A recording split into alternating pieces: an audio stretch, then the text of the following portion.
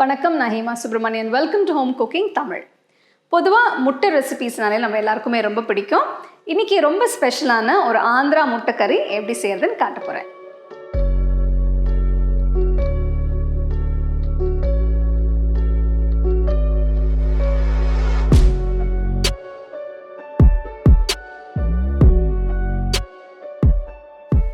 முட்டை குழம்பு செய்கிறதுக்கு முதல்ல முட்டையை ஒரு மசாலாலாம் வறுத்து எடுக்க போகிறேன்.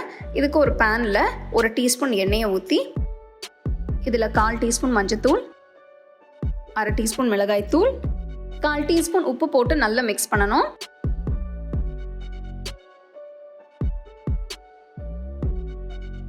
இந்த ரெசிபிக்கு நான் 5 வேக வச்ச முட்டை எடுத்திருக்கேன். இப்போ முட்டையை எல்லா பக்கமும் லேசாக கீறி பேனில் போட்டு மசாலாலாம் பூரா கோட்டார வரைக்கும் நல்லா வறுத்து எடுத்துருங்க.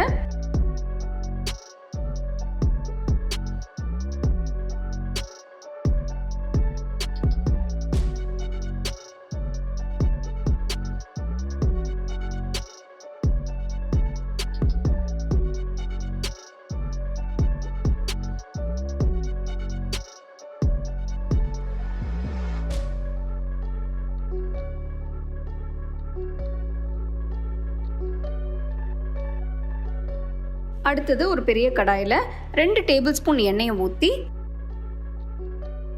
எண்ணெய் சூடான உடனே இதில் 1/2 டீஸ்பூன் கடுகு, 1/4 டீஸ்பூன் வெந்தயம், 1/4 டீஸ்பூன் ஜீரகம். கடுகு பொரிச்ச உடனே இதில் 2 வெங்காயம் பொடியாக நறுக்குனது போட்டு, 2 பெரிய பச்சை மிளகா கீரி போட்டு, 6 பல்லு பூண்டு போட்டு,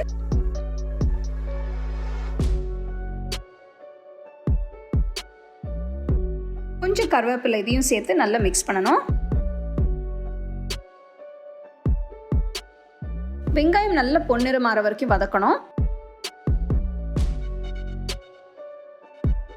இப்போ பார்த்தீங்கன்னா வெங்காயம் நல்ல பொன்னிறமாயாச்சு. இதில் 2 தக்காளி பொடியாக நறுக்கி போட்டு நல்லா வதக்கணும்.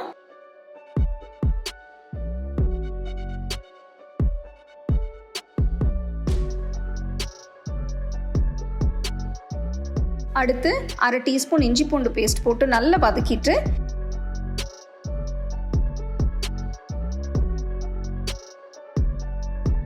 இதில் 1/4 டீஸ்பூன் மஞ்சத்தூள், 2 டீஸ்பூன் மிளகாய்த்தூள், 1 டீஸ்பூன் தனியாத்தூள் போட்டு நல்லா மிக்ஸ் பண்ணிட்டு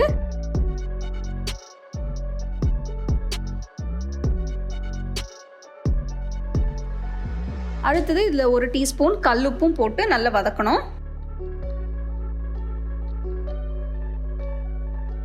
மசாலா நல்லா வதங்கின பிறகு இதில் 1 கப் கரைச்சி புளி தண்ணி ஊற்றி நல்லா மிக்ஸ் பண்ணணும். புளி தண்ணி ஊற்றின பிறகு இதில் 2 கப் தண்ணி ஊற்றி குழம்ப நல்லா கொதிக்க விடணும்.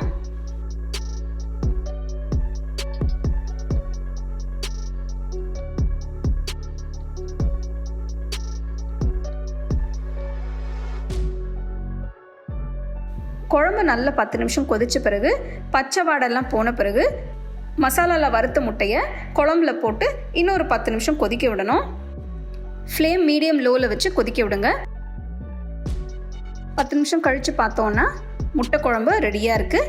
பொடியாக நறுக்கின கொத்தமல்லி போட்டு இறக்கிடுங்க.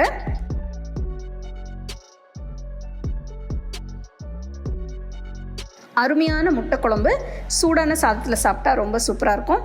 கண்டிப்பாக அந்த ரெசிபி ட்ரை பண்ணி பாருங்கள். அருமையான ஆந்திரா ஸ்டைல் முட்டை குழம்பு எப்படி செய்யறதுன்னு பார்த்தோம். இதில் என்ன ஸ்பெஷல்னா, இது எங்கள் அம்மாவோட ரெசிபி. ஸோ இது நீங்கள் ரைஸில் தொட்டு சாப்பிட்டீங்கன்னா ரொம்ப நல்லாயிருக்கும், ரொம்ப டேஸ்ட்டாக இருக்கும். ஸோ கண்டிப்பாக இந்த ரெசிபி நீங்கள் வீட்டில் ட்ரை பண்ணி பாருங்கள். You can get a copy of our first edition of the home cooking book on 21 Frames.